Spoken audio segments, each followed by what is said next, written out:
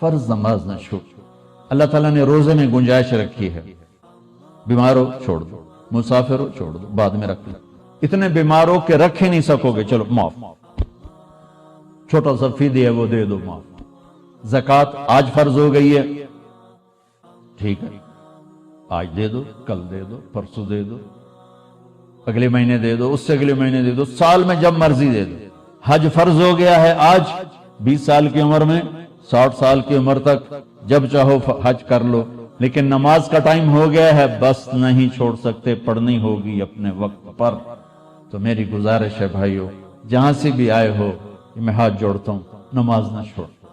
جب تک سجدے میں سر رکھتے رہو گے، اللہ کی چھاؤں آپ پہ رہے گی، اللہ کی نظروں میں آپ ہر وقت رہو گے، اور محبت کی نظریں آپ کا طواف کریں گی.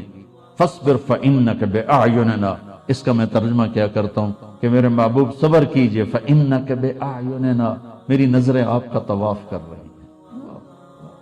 تو اس ماحول میں جو نماز پڑھے گا نا، اللہ کی محبت اس کا طواف کرے گی، اللہ کی رحمت اس کا طواف کرے گی، اس کو اپنی چھاؤں میں رکھے گا. کوئی کبھی قضا ہو جائے، انسان سفر میں ہو جاتا ہے، سستی میں ہو جاتا ہے، نہیں پڑھی گئی، سستی میں، کام میں، اس کی قضا دے. سونے سے پہلے 5 نمازوں کی قضا پوری کر کے اپنا کھاتا مکمل کر کے پھر سو، تو انشاءاللہ اللہ مہربان کریم ہے، معاف کر دے گا. اور اپنی نمازوں کو قضا پڑھتے رہو گے اس طرح، تو پھر 5 نمازوں کے اللہ تعالیٰ طاقت بھی دے دے گا، ہمت بھی دے دے گا، توفیق بھی دے دے گا. کچھ وقت اپنے قرآن کے لیے، کچھ میرے نبی کی زندگی کے لیے. فیملیز کے ساتھ ہو، ماں باپ ساتھ ہیں، ان کو عزت دو، ان کو احترام دو. اور بیوی کے ساتھ، بچے ساتھ ہیں، ان کے لیے ٹائم نکالو.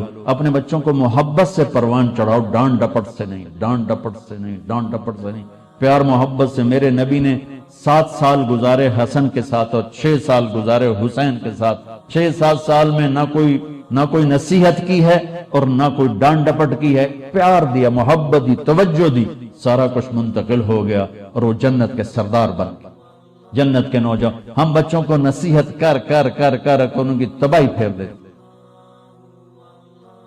اور اتنی چھوٹی عمر میں اسکولوں میں ڈال دیتے ہیں. پتہ نہیں یہاں کیا سسٹم ہے.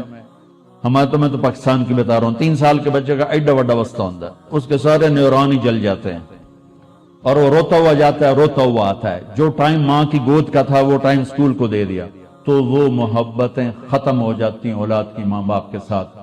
اور ایک ماں 2 بچے نہیں سنبھال سکتی، تو ایک ٹیچر 30 بچے کیسے سنبھالے گی؟ تمہارے یہاں کا تو پتہ نہیں، ہمارے پاکستان میں تنخواہیں بھی بڑی تھوڑی ہیں، تو تھوڑی تنخواہ، 40 بچے، 30 بچے، تو وہ برباد نہیں ہوئے تو اور کیا ہوں گے؟ ایک ٹیچر بچوں کو سبق سکھا رہی تھی، بچوں پڑھو CUP سپ. تو بچوں نے کہا، مس CUP کب ہوتا ہے؟ سپ، سانپ. کہا نہیں بچوں، کہو CUP سپ. ان کا مس CUP کب ہوتا ہے؟ کہا بچوں، اتنی تھوڑی تنخواہ میں CUP سپ ہی رہے گا، کب نہیں ہو سکتا ہے.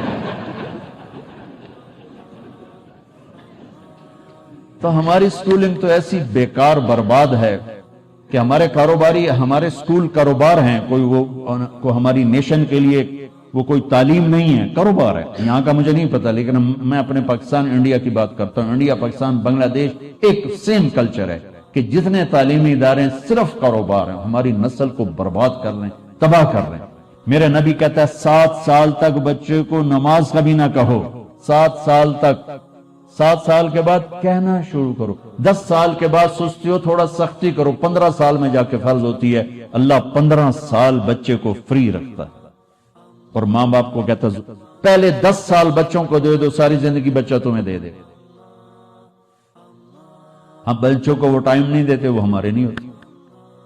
تو بھائیو، آخری گزارش یہ ہے کہ آپ 3 چلے کے تو سارے بھائی ارادے کر لو، ٹھیک ہے نا. اور میں چھوٹا تبلیغی ہوں، میں چھوٹی تشکیل کرتا ہوں. میں نے ہر جگہ بس ایک ہی تشکیل کی ہے کہ اتنا بڑا مجمع ہر مہینے 3 دن باقاعدگی سے لگا لیں. نیت کرتے ہو؟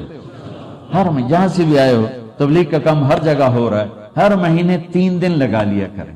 کبھی ناغہ ہو جائے کوئی بات نہیں، ہر مہینے 3 دن، ٹھیک ہے؟ نیت کرتے ہو؟ اور آخری نیت یہ کرواتا ہوں، اگر کسی سے لڑے ہوئے ہو تو صلح کرو. مسلمان کو اچھا نہیں لگتا کسی سے بائیکاٹ ہو، کسی سے قطع تعلق ہو. بس معافی مانگ لو، معاف کر دو، معافی مانگ لو. جو معافی میں پہل کرتا ہے اللہ اس کو اونچا کر دیتا ہے. اور جھگڑا ہو جانا کوئی بڑی بات نہیں. میرے حضرت حسن اور حسین میں آپس میں دونوں بھائیوں میں کوئی تلخی ہو تو لوگوں نے حضرت حسین سے کہا جاؤ بھائی سے معافی مانگو. ان کی بات سننا کیا خوبصورت. فرمانے لگے اگر میں جا کے معافی مانگوں گا نا تو میرا درجہ بڑا ہو جائے گا اور میرے بھائی کا درجہ چھوٹا ہو جائے گا. اور مجھے شرم آتی ہے کہ میں چاہتا ہوں جنت میں بھی میرا بھائی مجھ سے آگے ہو میں پیچھے ہوں. تو وہ آ کے معافی مانگے گا تو وہ بڑا ہے, اس کا درجہ بھی بڑا ہے. اگر میں چلا گیا مجھے کوئی شرم نہیں ہے, لیکن میں گیا تو میرا درجہ بھائی سے آگے ہو جائے گا. میں بھائی سے جنت میں بھی آگے نہیں ہونا چاہتا. یہ بات جب حضرت حسن کو چلی تو انہوں نے نہ جوتا پہنا نہ ٹوپی, ویسے بھاگے بھاگے اور اپنے بھائی گلے ملے. حضرت علی کے ایک دوسرے بیٹے تھے, ان کی ماں حنفیہ تھی. یہ تو حسن بن فاطمہ ہے, حسین بن فاطمہ, وہ محمد بن حنفیہ تھے. ان کا اور حضرت حسن کا جھگڑا ہو گیا تو حضرت محمد بن حنفیہ نے حضرت حسن کو خط لکھا کہ میرے بھائی آپ فاطمہ کے بیٹے ہیں, میں حنفیہ کا بیٹا ہوں. تو جیسے میری ماں فاطمہ جیسی نہیں ہو سکتی, میں آپ جیسا نہیں ہو سکتا. آپ میرے بڑے ہیں, آپ آ کے مجھ سے معافی مانگ لیں تاکہ آپ کا درجہ